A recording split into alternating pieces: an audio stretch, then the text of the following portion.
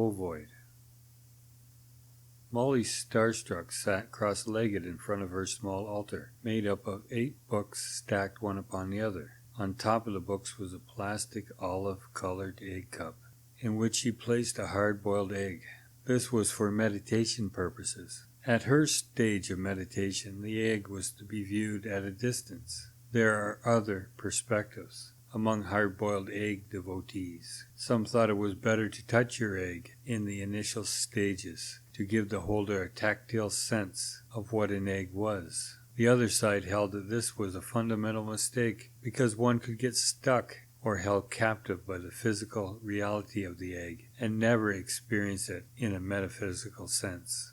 Molly, being an aspiring purist, was more bent towards leaving the egg alone in one room and meditating in another. That's when meditation at a distance produced unknown side effects. Walter Half-Awake and Zeke Semicircle assembled the pieces on the checkerboard on the porch of Billingsworth Hotel.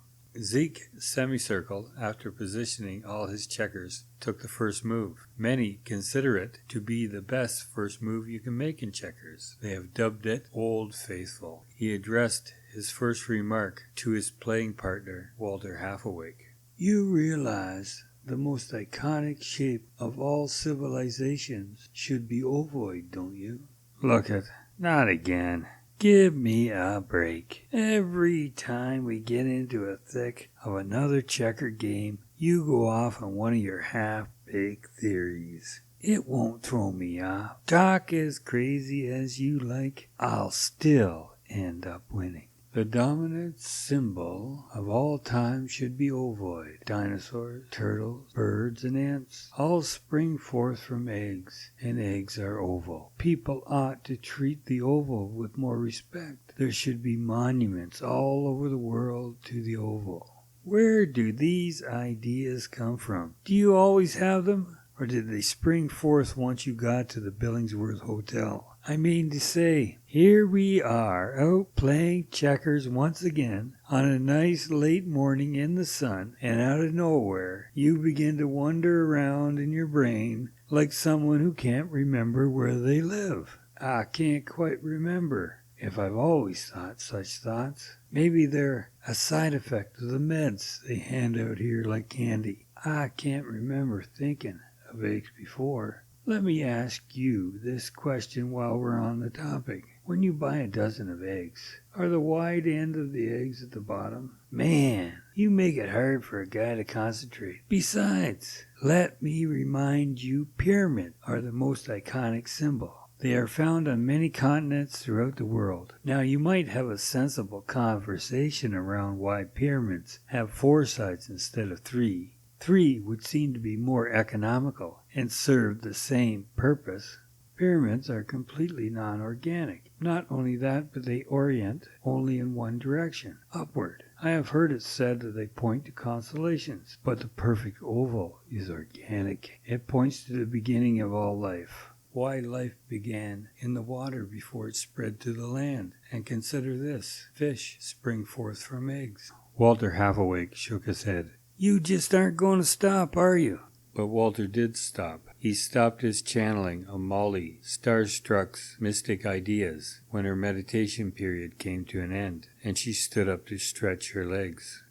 Hey, Walt, when we first sat down here to play checkers, it was just you and me. The conversation was ordinary. You know, the weather, the lousy coffee, then everything changes, and you go ballistic about eggs. Just part of my game. Gotta keep you on your toes. This time I got first move.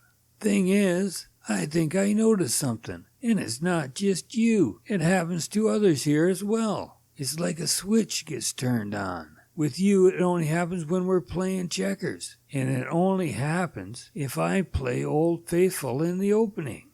Now who's talking crazy? All you got to do is listen to yourself. You don't have to listen to me. Ever notice Sam Eversort playing piano in the lobby? I don't think he remembers the music. I think the music just finds him. He sits down at the piano, and it just happens. It's not like just anybody can play piano. You could sit there all day, it ain't going to happen. That's right, but I don't think the piano or Sam has anything to do with it, nor does the checkerboard. I think it's deeper than that. I'm beginning to wonder if it isn't the Billingsworth Hotel itself. You think it's haunted? Well, I'm up for that.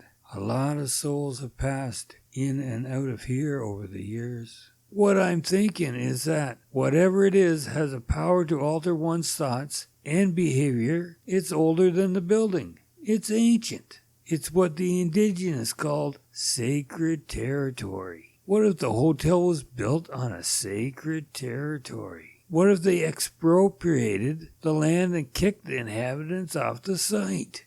But how do you explain the piano? As far as I know, pianos came here from Europe. Sacred sites would have had music festivals and yearly celebrations. The site itself would generate music from any and all available sources. The piano might just resonate the correct vibrations needed. So the piano becomes a drum, huh?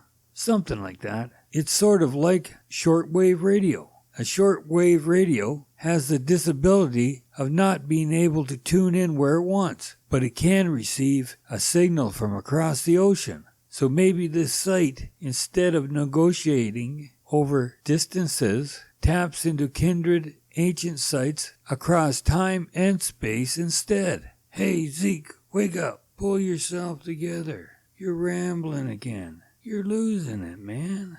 What do you mean losing it? It's your move. I'm used to it now, I guess. But this kind of thing is beginning to get on my nerves. And it always happens to you after I play Old Faithful in the opening. End of Part 1.